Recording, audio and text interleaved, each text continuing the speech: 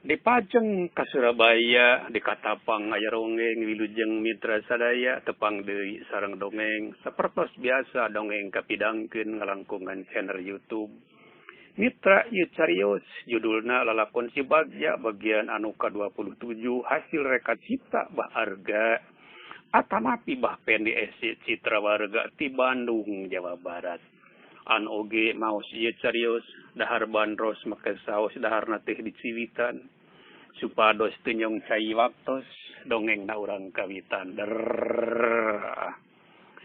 jentrengkeun kacapina gelikeun sulingna nayaga.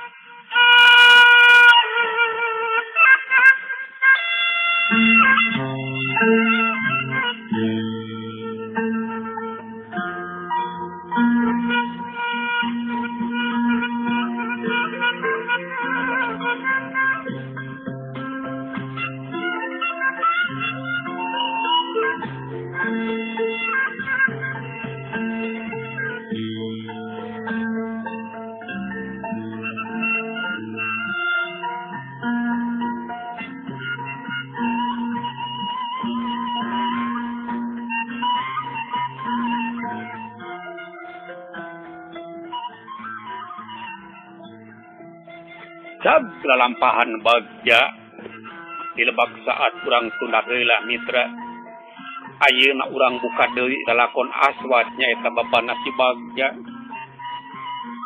harita kira tabu 10 isuk Aswad ngarongheap ka Karang Anyar lemurna nu maksudna rek jaro heula ka pajaratan babana nu saterusna teh ka Karangwangi nyampeur Mang Dayat rek ngajak ka lebak saat deui neangan si Bagja teh keur jongjon leumpang anak kowowong teh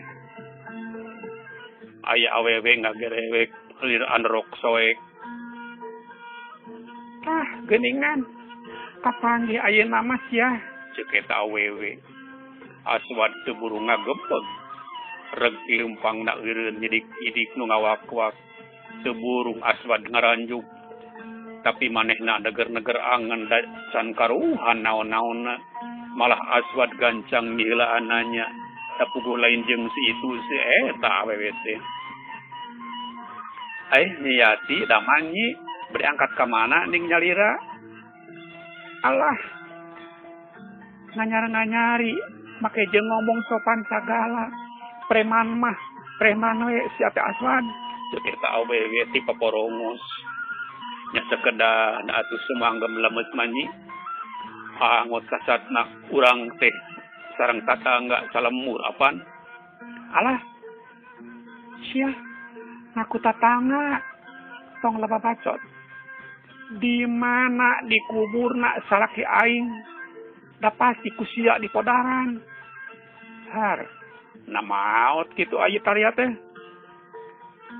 Aswad kogodeg mitra horeng eta awewe teh Yati pamajikan Tarya salah saurang karaman anu ngabala jeung Kardan alah sia api-api belegug padahal bodoh geus mah sia ngandasa mitoh aing pasanta najan syariatna katabarakrana ayeuna Kang Tarya eueuh balik sabada nyarita rek minta tanggung jawab ka maneh gara-gara pasanta tiwas nya geus moal boa maneh ulon-ulonna Aswad tiba ngahuleng ngan berai we lalakon lawat yang hareupan Mang Santa basa manehna ngajawara nembongan dina implenganana pan harita teh geuning Aswad jeung baturna ngarangsadan papakean mangsana nu antukna Mang Santa ngarasa taat taya tangan pangawasa baragadal Mang Santa ngalaan calana kacamata jeung erloji laju dibikeun ka Aswad sabalad-balad harita teh ngarasa Bagja sabalaksana ngarampat banda Mang Santa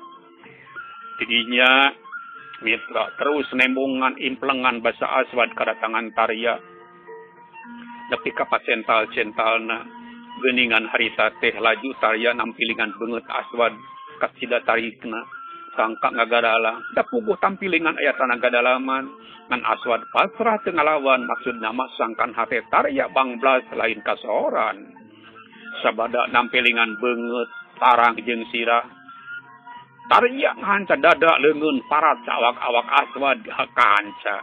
Puguh we tariya ngarasa bagja harita teh sabab kelaksana nanda sajalma anu geus ngakaya bapana. Jadi mitra, sanyata nama Aswad geus minta diampura ka tariya ngeunaan kalakuanana ka bapana nyatana bangsanta. Nu saterusna manehna teu apal ngeunaan tariya teh daapan katohyan maaf galajeng kardan. Man kudu kumaha nerangkeunana ka yati sabab manehna geus yakin pajarekeun teh salakina maot ku dirina. Hese nerangkeun ka awewe nu keur nafsu mah kudu ku awewe deui.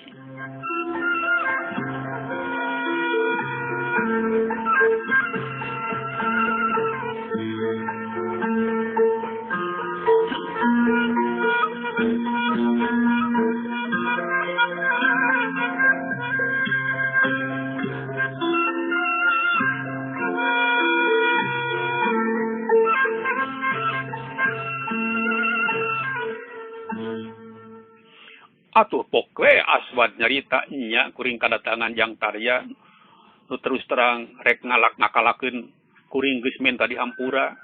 Ngan Tarya neuk teu ngelawan tapi ada teu maot malah terus ngaleos.